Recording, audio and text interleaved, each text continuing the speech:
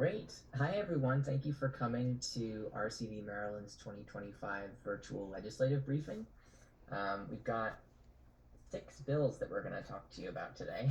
I know it's a large agenda, but 3 of them are directly related to ranked choice voting and advancing ranked choice voting in Maryland, and another 3 are related to the Everyone Votes Maryland Coalition, the priority legislation that the Everyone Votes Maryland Democracy Table is advancing. We're a member of that coalition, and so we invited other coalition members to speak about a couple of the coalition's priorities. But the first part of the meeting, Michelle's going to tell you about legislation, and I will pass it over to Michelle Whitaker, our executive director. But before I do, I should probably introduce myself. I'm Owen Anderson. I'm the deputy director for RCV Maryland, and I'll be your MC for today. Go ahead, Michelle. Thanks, Owen. And Owen will be posting links for us just so you'll see the action page shortly. And we'll be making sure that we'll send that out to everyone. So we're really glad to have you here for our briefing. We've been very active since the start of the legislative session in January, where we were sharing. We went around to many of the offices and shared material. And also we were doing our RCV Day events in January on January 23rd, which many of you participated in, and thank you for being part of that. And that has all been part of our advocacy on helping to build awareness for ranked choice voting, but also to make sure that we're connecting with legislators so that they know that there's lots of folks across our state who are really interested in moving different types of legislation that can impact us statewide, that works at the county level, and that also works at the local level. So the first bill that I wanted to share with you is a statewide presidential primaries bill. This has been introduced in the House and in the Senate. The House, it's HB 215, and in the Senate, it's SB 383. It was introduced in the House by Delegate Chris Fair from Frederick, and in the Senate by Senator Cheryl Kagan from Montgomery County. And we're really excited for this bill because what it does is it allows for the State Board of Elections to authorize the use of ranked choice voting for statewide presidential primaries by our political parties, basically the Republican and Democratic Party, as those are the 2 main parties that are have their primaries run through the State Board of Elections.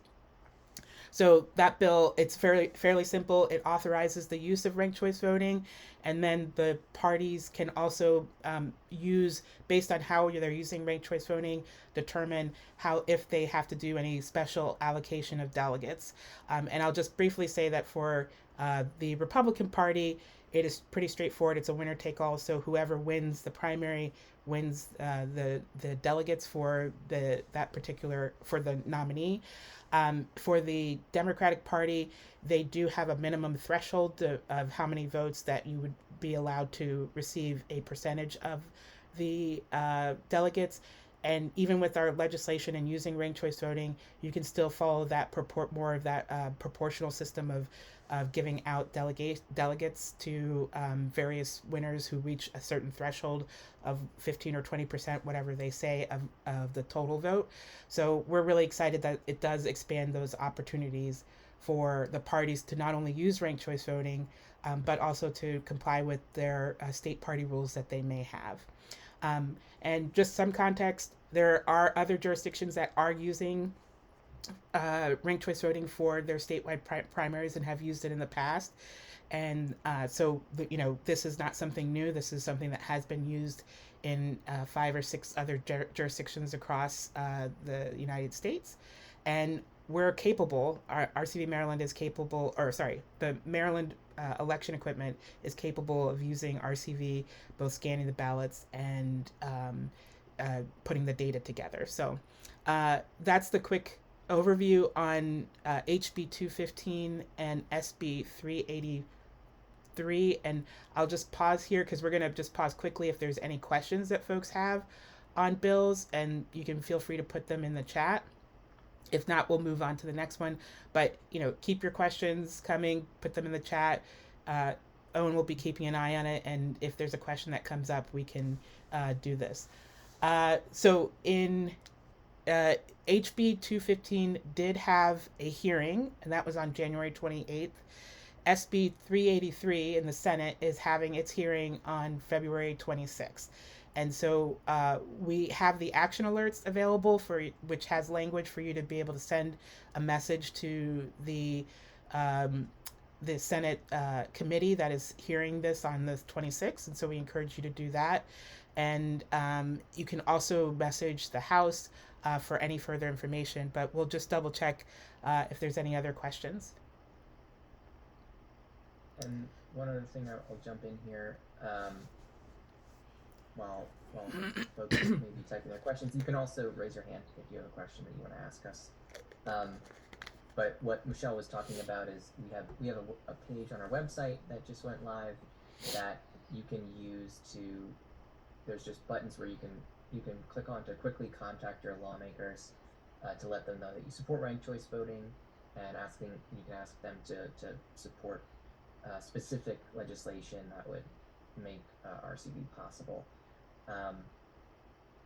And Michael's question does it sound like it will make it out of committee? And that's in reference to HB 215. So at the moment, we're unsure if it will make it out of the House committee. The House has told us before that there's, with many election related bills, they're reluctant to move some forward. And, RCV has been the case for many years. So we're not sure on the House side. On the Senate side, Senator Kagan, as many you may know, she's been a strong champion for ranked choice voting, and she has been active on kind of making sure that we are continuing to build momentum and asking great questions of the state administrator, Jared Demarinis. So we hope that we'll be able to move that one further along, but we will be giving you updates as we go. And one important thing to note, and that's why we're doing this legislative briefing, and it's a perfect timing for all of you to be here and then to engage with your delegates as well as just the entire members of the Ways and Means and the Triple E committee on the Senate side, is because this is the time now to really push and make sure that these bills do get not only their hearing, but have an action taken in the committee, because the crossover day is March 17th. And so by that time, if the bill does not get out of its original chamber, it dies there and we'll have to start over next year. So we want to try and see as much as possible if we can get bills out of the chamber. And so, we have a lot of work to do to make that happen over the next roughly 30 days. So, yeah. Was there any question? We've got two more questions Sure. in the chat. Okay. One I think I can take, which is from Tim. How would RCV work for a third party? So because the legislation is enabling for the presidential primary, insofar as it allows the parties to opt in to use ranked choice voting for the presidential contest specifically, it would be up to the party whether they're using RCV in their presidential primary contest and if they're running it themselves. And then Dan says, I heard March 11th is the crossover deadline.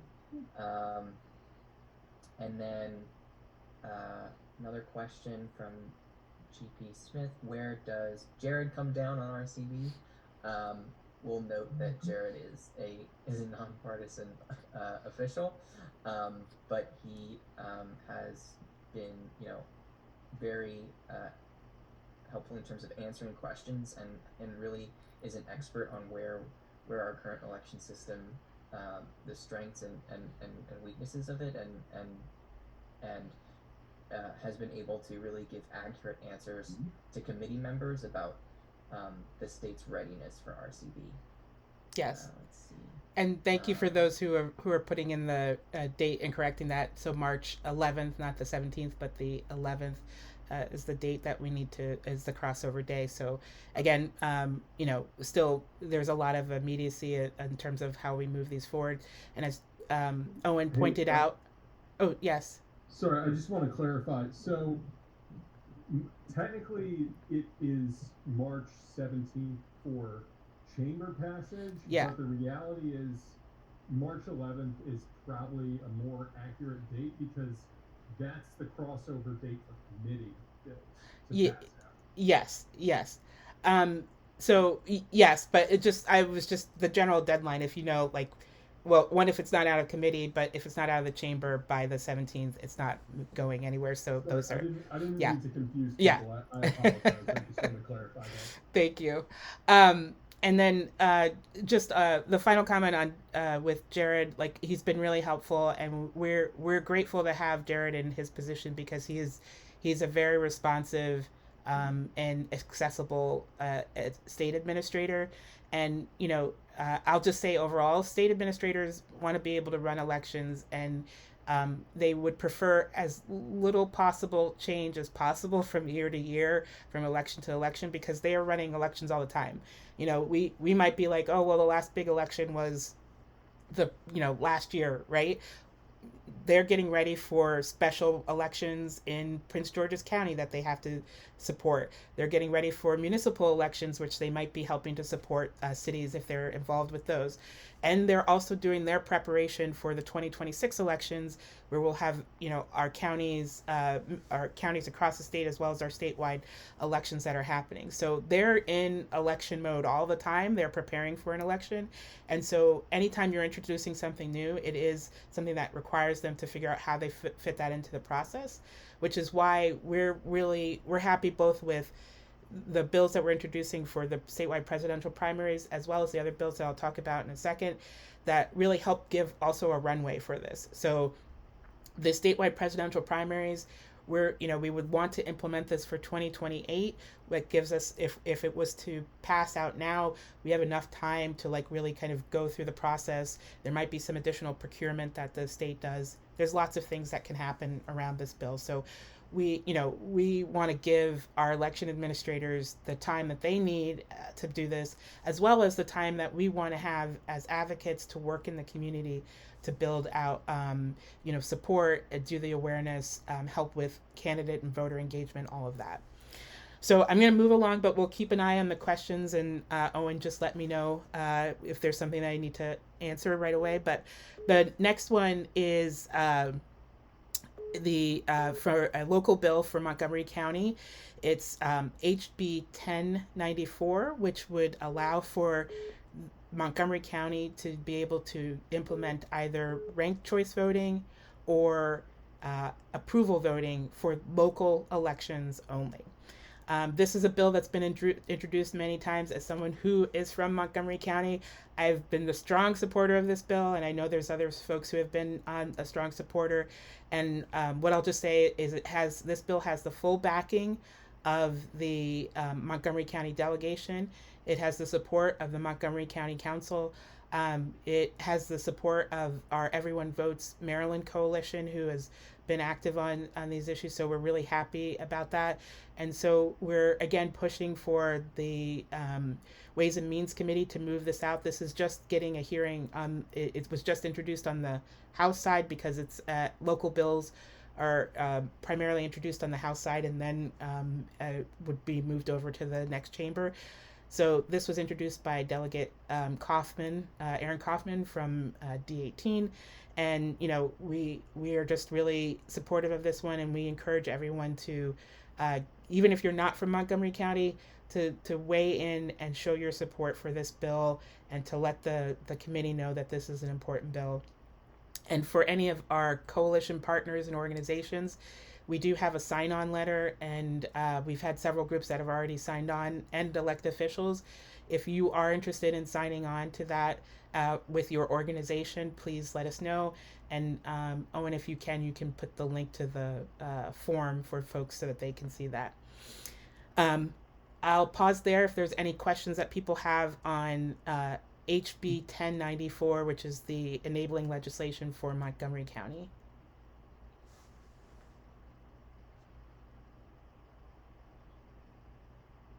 Any other questions, Owen? Are we good? I'm not seeing any other questions, but we did have a question from someone who said, I only heard about ranked choice voting recently. Can you explain it and why it is better than other voting currently? so I can understand better. Yeah. I've read a little bit about it myself, but not fully sure how it works. Yeah. Well, yeah. So I did direct them to our What is RCV page if they want to do a deep dive, but a quick explainer would be helpful. Yeah. So the quick explainer is we make choices in our lives all the time, and we have to make decisions. Like, if we're going out to coffee, we might have our favorite choice of coffee, but if that's not available, what's our next choice? What's our backup for that? This is what we also want to see in our elections, and we don't have that ability right now. When we go and we vote, oftentimes if we have a crowded field where there's more than two candidates, often there's 3, 4, 10 candidates, maybe more, who are running for an office, and you're like, this is my top candidate, but if they couldn't win or they drop out, here's the other person that I would like to say put my backing behind. And that's basically what you do. And you say, this is my first choice, my second choice, third choice, and so on. And then the votes are tallied. And if when you tally all the first choices in that first round, if someone has a majority, they win. If no one does, then you start what we call our elimination rounds or instant runoff, where the candidate in last place is eliminated, but the voters who had that person as their top choice now have their backup choice considered. And this has relevancy to our recent elections and even current elections right now. If you're in Prince George's County and with the special election, right now there's I can't remember the number, was it 11, I think, candidates who are running for county executive, and we already know that one candidate dropped out a couple of days ago. So those, if you were voting, if you've already voted, if you voted by mail, or you voted after the after the person decided to do this, then you're kind of out of luck in terms of having your voice heard. But what ranked choice voting really does is allow your voice to be heard. And that's why we think it's great, not only for presidential primaries, where you see that happen oftentimes, where you'll have a large number of people who are vying for the nominee position, and you want to be able to sort through that, as well as in the local level in local elections, where we often do see competitive elections where when you have an open seat, you'll have 5 or 6, 10 people, maybe more, who are running for that. And so there's lots of great cases, and it really improves what voters can do and how well they can express their vote, and it improves making sure that you have candidates who really have the broadest consensus and support who win in the election, and you have civil campaigns. In order to win, you really have to be civil. You can't go negative on your opponents, because that will impact your ability to win that broad support. So that's the quick explanation. I hope that helps, and I appreciate that question there. The last bill that sorry. Yeah, I was going to say, I think we're good to move on to Yep. the last bill before we get to the coalition bills. Yep. So the last bill that I wanted to just share is it's a municipal elections bill that's HB 322 and SB 88. This bill was introduced by Delegate Wims from Montgomery County on the House side, and Senator Kagan on the Senate side. And the basics of this is it gives the State Board of Elections the ability to enter into memoranda of understanding with cities to help with their local elections. Local elections or cities are able to run their elections on their own. They're not governed by the State Board of Elections, but many of our cities do use or try to partner with either their county or the state board for election equipment and other support, whether it's voter registration rolls, poll books, other things like that. And so this piece of legislation, which is backed by the Maryland Municipal League, is to allow for the state board to create those MOUs that help to clarify and create a shared understanding of what they're going to do and how they can support their elections. We're supporting this bill because we do know that there are many cities that are looking at ranked choice voting. And as I mentioned earlier, Maryland is capable with our current equipment. And so we want to make sure that there's going to be a clear kind of relationship and support for cities as they're implementing ranked choice voting, and if they're accessing and using the state equipment, which helps them to be one step closer to being able to use ranked choice voting for their local elections. And again, that's HB 322 and SB 88. Those both had their hearings at the beginning of February, on February 4th and 5th. And we're I think pretty confident that those bills will continue to move through, but we will let you know and give you updates on where that is. Um, and that is all the updates that I have for you. And again, I really appreciate the support and the great questions that folks have asked. And I encourage you, whether you're going to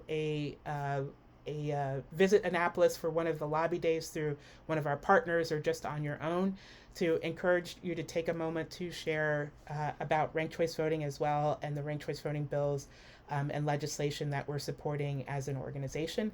And those include our coalition bills, and I'll pass it on to Owen to introduce our speakers for those. Great. Thank you for those overviews, Michelle. And thank you, everyone, whether you're just here to listen or here to actually get involved and take action and contact your lawmakers. Thank you for sticking with us so far. So we are going to move on to the Everyone Votes Maryland coalition bills. And first up, we're gonna dive into the Voting Rights for All Act, which is HB 710, and the Maryland Justice Project Executive Director Monica Cooper is going to walk us through that for about 5 minutes. Monica, I'm gonna ping you your screen, so let me do that really quick, and then I'll hand it over to you. Okay, can everybody hear me? Hey, we Good. can hear I'm you. so hurry to run through this in about 5 minutes time.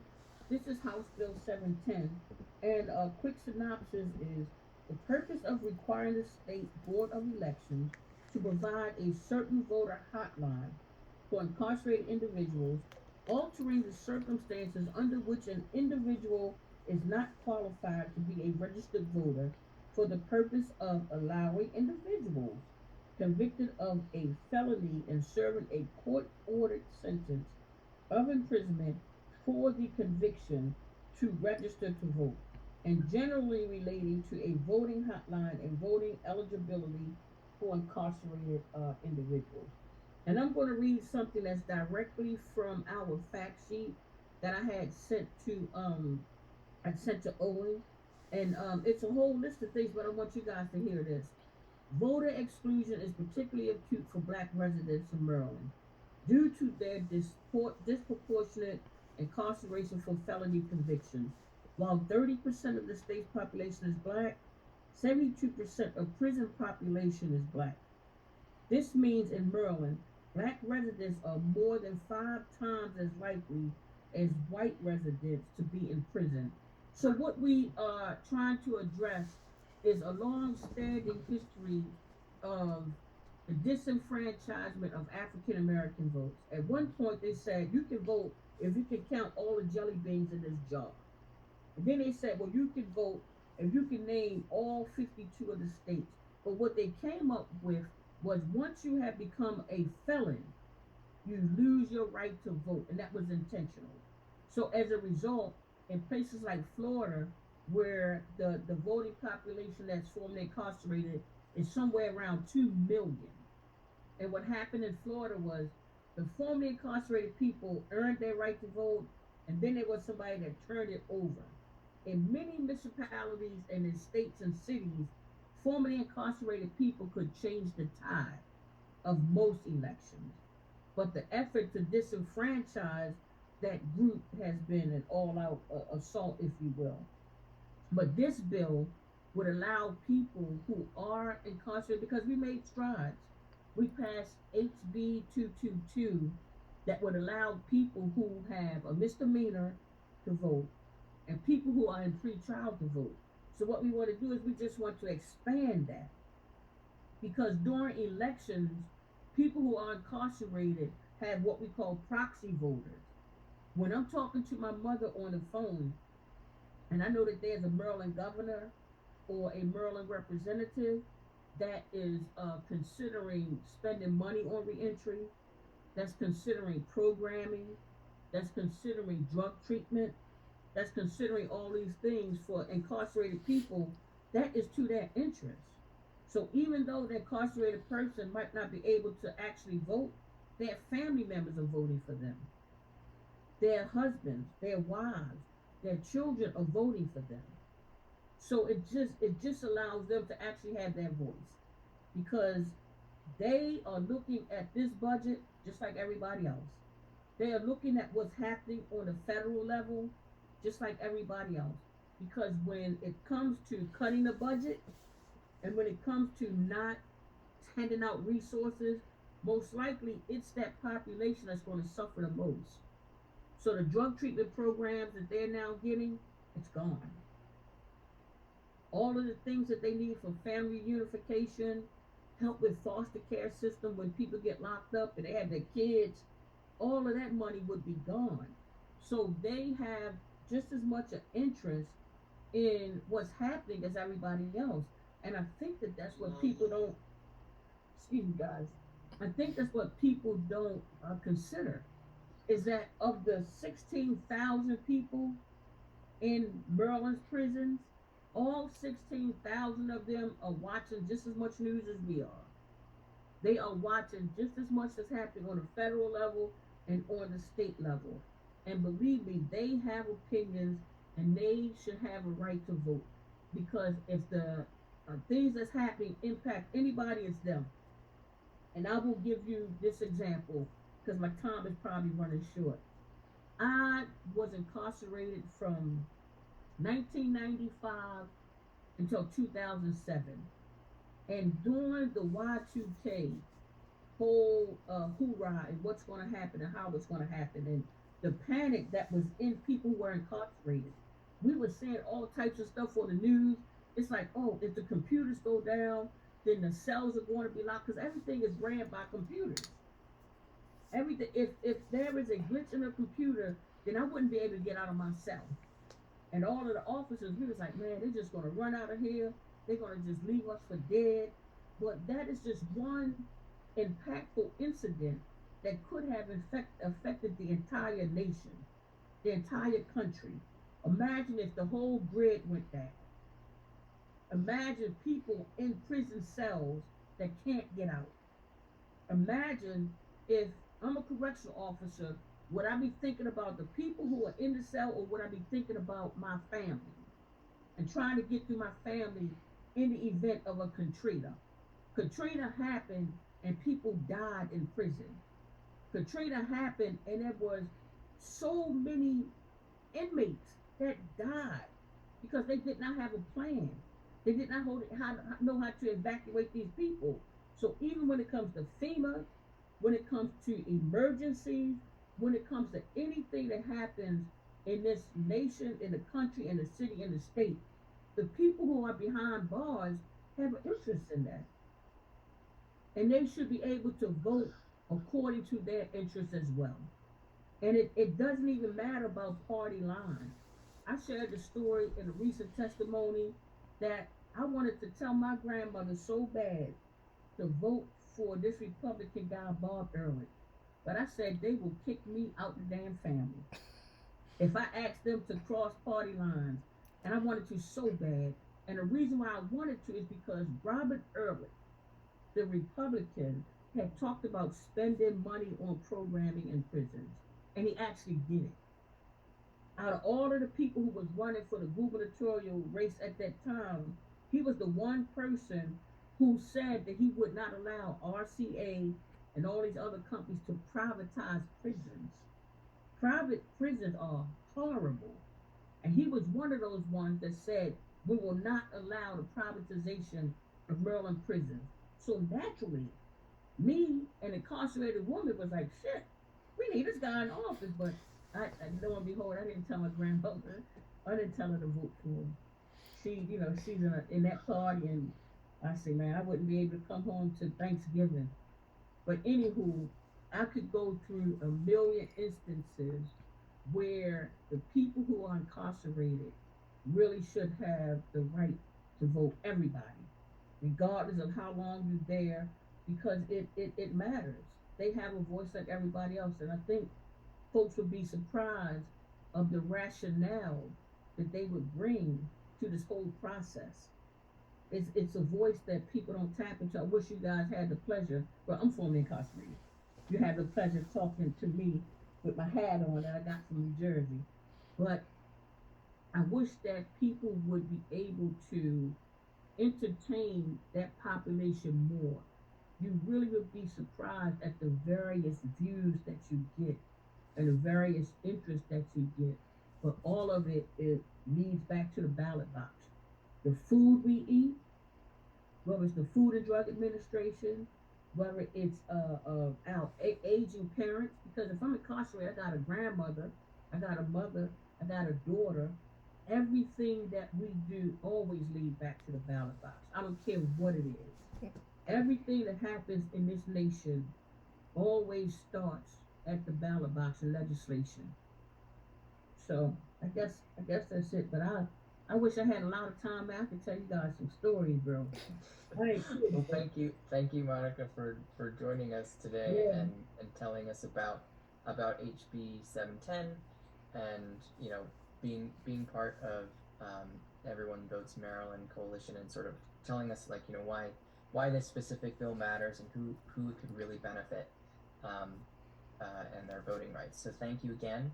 I'm gonna take you off pin, so appreciate your Okay. time again. And thank you Um, guys. I'm always available whenever you need me. And ranked choice voting, guys, y'all should find a way to get inside the penal system and start communicating, whether it's through mail or whatever it is, so that you guys can see the vast and variety interests, possibly in ranked choice voting and all types of stuff. Yeah. It's a yeah. good it's a good way to tap into a resource that people not utilizing. And we talking about 20, 30,000 people, man. Thank We you, need to Monica. push these guys.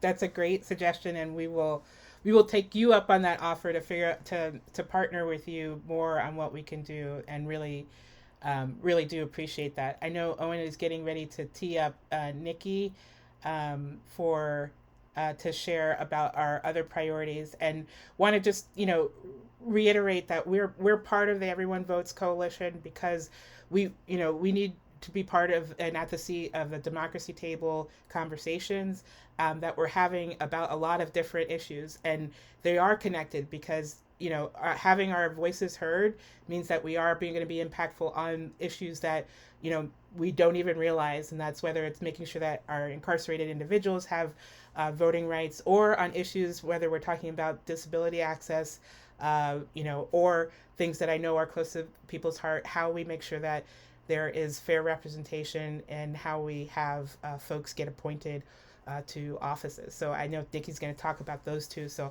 I'll just shut up now and give it to you.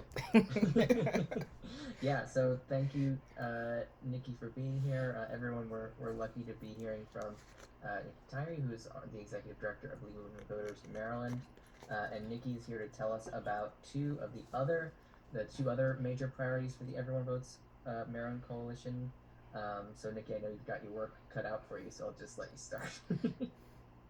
Thanks, Owen. Thanks for having me today. Following Monica is never an easy task, but I really appreciate the way she spoke on voting rights for all. It's a great bill, and hopefully we can get it across the finish line. So the two bills that I will be speaking about are the other priorities for the Everyone Votes Maryland Coalition.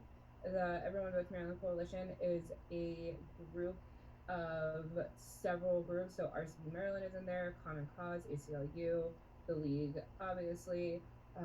Just tons of group. CASA, I think, is in there. League of Conservation Voters. There's tons of us in there. And our mission is to kind of drive forward democracy-based issues, whether it's just election or election processing or voting mechanisms. So one of the first bills that we were looking at was HB 174. This is special elections, and it's cross-filed with SB 2. So HB 174 is Delegate Foley's bill. SB 2 is Senator Kagan's.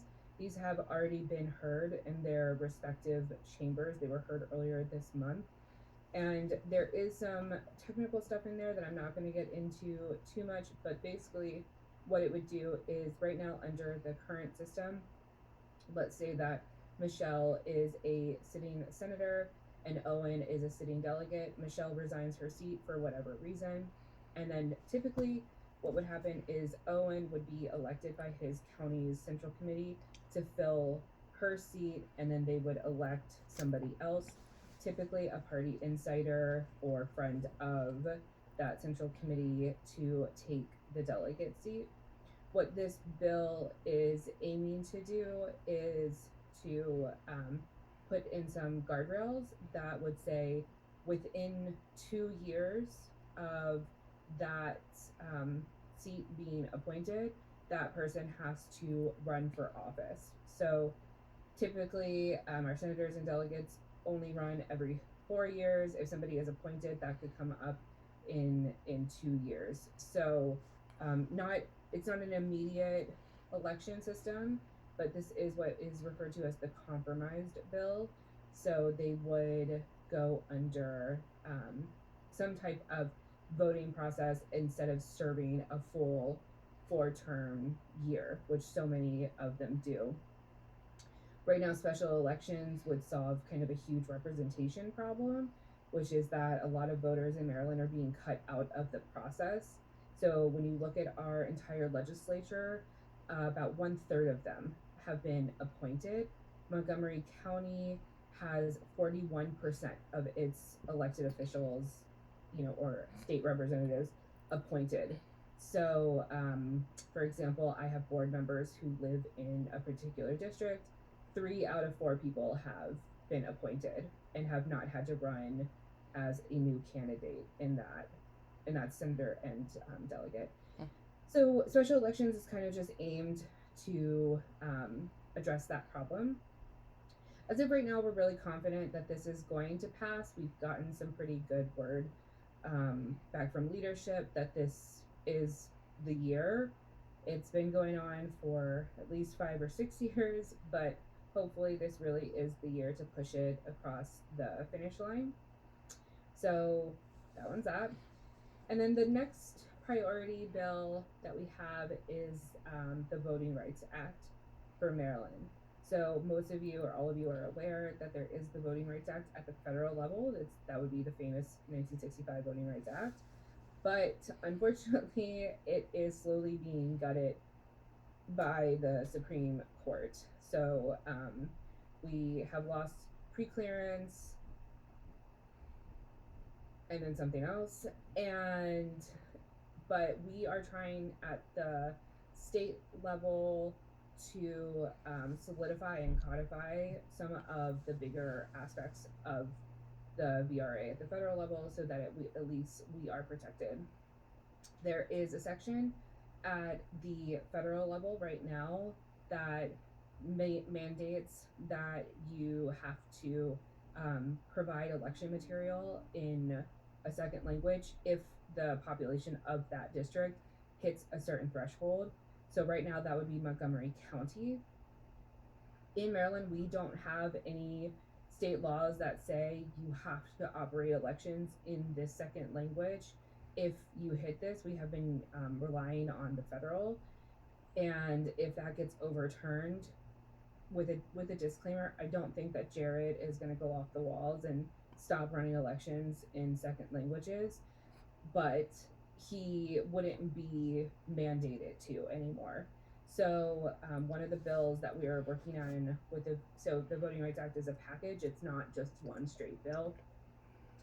But one of the bills that we are looking at is language assistance. That has come up under Delegate Maricoux North, cross-filed with Senator Augustine. That will be heard next Monday, the 24th, or tomorrow. In the House, it's going to be tomorrow. Next Thursday, the 26th, or Wednesday, the 26th, it will be heard in the Senate. So if you would like to weigh in on the Senate side, you can. It's too late to weigh in on the House side of it, but it's bill sponsor only, so it doesn't matter. So that is the language assistance. And then on Monday, the 24th, you will hear about the 2 other bills that are, okay, I will pull up the Owen, can you grab the numbers actually for those bills for me? Yeah, for sure. Right, Yeah, I'll get those for you. So on Monday the 24th, you will also hear from Delegate Stephanie Smith, who has put in a vote dilution bill, as well as the pre-clearance bill. So vote dilution is essentially trying to target a problem that we have seen in Maryland a few times. Most notably was in Baltimore County, is where maps are. This is all very high level stuff, you guys. But essentially, it's where maps can get drawn in a way that where you could have two minority majority districts or two minority led districts. They choose to draw maps or create district lines that would not give minorities the ability to vote for those people who they feel represent them best. This could also be seen with counties or districts that only have member at large seats. They don't have district seats. So you wouldn't be allowing people of color or historically disenfranchised communities to create an ability to represent those who they think represents them best. And then the other part that this bill does is that it gives some leeway to, not leeway, that's the wrong word, but it gives litigators the ability to actually sue, and it gives the courts the ability to say, like, this is what you have to do to remedy this situation. So unfortunately, what we saw in Baltimore County is that there was a path to sue, but even though the judge said, like, yes, what happened in Baltimore County in 2022 was wrong and there should be two minority majority districts, there was no remedy outlined for how do they actually get there. So this bill has some built-in protections that would show the courts and show our Attorney General, this is what these districts have to do if they are found to have created a situation of vote dilution. And if they don't follow that, then they're still kind of guilty of it. The second bill that has probably less momentum behind it right now would be the pre-clearance bill. And this is where, just like the federal VRA, this is where certain districts who have committed some type of act that they're found guilty of, whether that is civil rights cases being brought against the district within a certain amount of time. There's a few different formulas within the bill. They would fall under what is pre-clearance, and that means that their election plans have to be scrutinized by the Attorney General. There is also a way in which they can fall under pre-clearance. So some of it is a little bit retroactive. I will say for the pre-clearance bill, there's less political will behind it, mostly because Maryland never fell under pre-clearance under the federal VRA from the time it was instituted to now when it's being gutted. And there's a little bit of pushback on why we would pass something that would retroactively put certain districts under pre-clearance. So I'm not really sure that this year is going to be the year for that. But it is just a way of having a stronger democratic system, just so that we're protected from anything that happens at the federal level. I think there's also people who would argue that we don't actually fall, that nothing here is egregious enough to fall under pre-clearance, or that we would really have to be reaching with formulas in order to have certain jurisdictions under pre-clearance. So language assistance, we're really, really hopeful on. And then vote dilution, we would also really like to see get passed, because vote dilution has come up a few times in Maryland just within the last 5 years. So yeah, those are the main priorities. And I can answer any questions if there are any, but you guys can also reach out to me anytime. Thank you, Nikki. That I want to just add on the Maryland VRA that that is one we're really supportive of, and one part of it is related to the vote dilution component and the remedies for that, which one remedy can be the use of ranked choice voting could potentially be part of the cases, and there are situations in other jurisdictions in the United States where that has been one of the remedies that was considered for situations like that. So again, wanted to make sure that folks see that there are connections and why these issues matter, and how we want to have fair representation. We want to have fair ways that folks are getting becoming our representatives at any level, and ways that we can continue to have our voice in our communities. So I hope folks, if there's any other questions, and I know there are a couple comments on some of the pieces there, and hopefully everybody has the bill numbers, and we'll make sure that we send that out all in the email. But Nikki, I really appreciate your help and the work that the league has done to help also really kind of move these discussions forward. So yeah, thank you, Nikki, and thank you, Monica, both for coming to be our guest speakers from the coalition. You both were breaking down and making accessible some really sometimes highly technical legislation, or also legislation that would normally people would just brush off to the side as like, oh, it's not important, or that doesn't affect me. So really appreciate you guys coming to help, as Michelle said, talk about how all of the democracy reforms and improvements to our elections are related, as even though we are primarily we're ranked choice voting advocates, so that's our main focus, but we are locking arms with other advocates in Maryland to make sure that Marylanders understand that there's a lot of ways we can improve our elections. So thank you again, Nikki. I'm going to take you off in. And It was my pleasure, Owen, and imagine if 20, 30, 1,000 incarcerated people could hear about ranked choice voting and actually would be able to vote for it. Imagine that. Well, yeah. Just go on. Oh, sorry. I was going to say we're reaching near the end of our meeting today, and so again, if folks have questions, you can put them in the chat, or you can email me at owen@rcvmd.org, and we'll try and direct them to folks if we don't know the answers ourselves right away.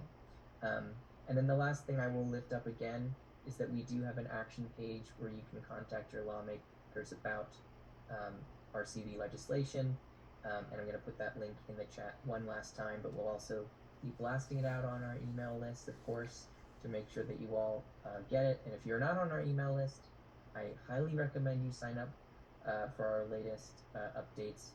I may be a little biased because I do tend to write a large part of the content of the emails, but also so does Michelle, and Michelle's always got a lot of good things to add.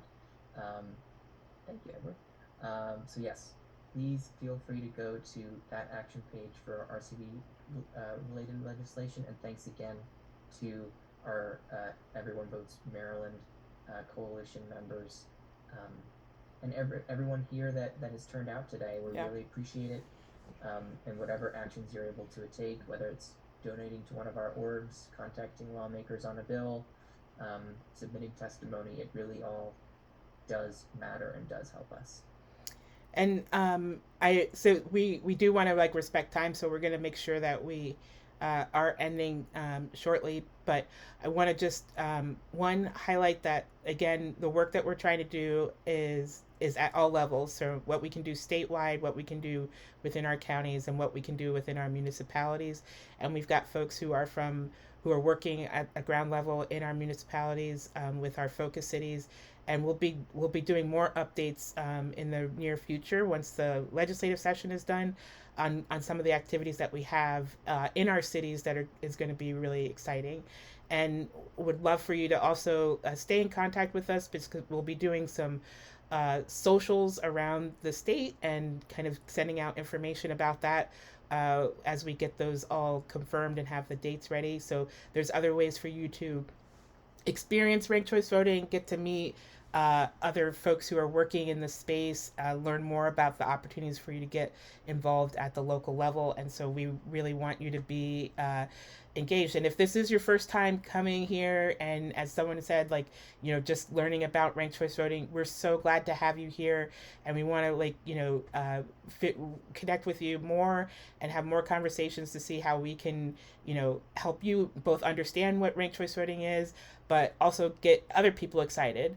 And if you're excited about what you've heard tonight, if you think that there's some really interesting things that we're doing at the state level, at the local level, once we have the video ready, please feel free to share that video out with your friends and family and others in your network. But to also look for what we have locally coming up that may be in your county and in your community, and come out and enjoy some time with us as we do ranking samples of food or beer or candy or whatever we find that we want to have fun with, and do some really cool things. And for those who are in Prince George's County, Owen, if you have the links for that to just share real quickly, we are doing sample polls for the special elections that are happening for county executive and county council district 5. And so we'd love for you to just test out the polls and see how they would work, share them with people that you know in Prince George's County and actually across the state, just to say, hey, this is how this is working and how we could be using this in our elections, both in special elections as well as general elections and other elections that are happening. And we're grateful for partnering with the League of Women Voters in Prince George's County, who's helping to promote that and sharing that as they're doing candidate forums in the county. So we're really grateful for that partnership and for all the folks that we get to work with across the state. So I don't think that there's any other questions that folks have, but as Owen shared, just want to say thank you. We've got lots of great things that are going on. And even if some of the legislation doesn't make it to the finish line, to that crossover date, what we do know is that we're continuing to build momentum and to put ranked choice voting on the radar with not only our legislators but more communities. That's why we have more cities that are interested in this. That's why we have more engagement with county leaders and state leaders on this. And we're really fortunate to have great support from statewide leaders like Brooke Learman and Jamie Raskin and others who've really helped to champion this as we're moving in different spaces. And we're going to be expanding that too with more folks that we're excited to be sharing with you as we're doing events throughout the year. So I'm just really excited. I hope you are too. If you are able to come to Annapolis this week or next week, you will see a lot of us there. As Nikki was saying, this week and next week, there's several of our election-related bills, both the coalition bills and ranked choice voting Maryland bills that are being heard these next 7 days or so. And so it's a great opportunity for you to go in person if you're able to advocate for these bills, as well as other issues that are coming up, whether it's related to the overall budget or other specific bills that are before the General Assembly. And so we strongly encourage you to be engaged, to raise your voice, and make sure that you're being heard in that way. And really just grateful again for all the work that you're doing.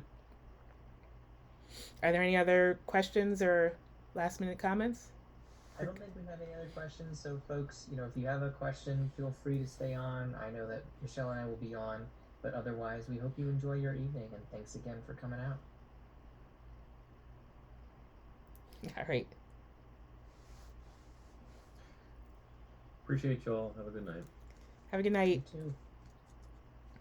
All right, I'm going to stop the recording now.